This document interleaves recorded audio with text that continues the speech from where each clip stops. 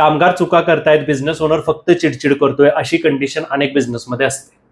आता तुम्हाला जर तुमच्या बिझनेसमध्ये ही कंडिशन येऊ नये असं वाटत असेल तर त्याच्यासाठी एक छोटीशी सिस्टीम इम्प्लिमेंट करा, ज्या सिस्टीमचं नाव आहे ट्रेनिंग सिस्टीम.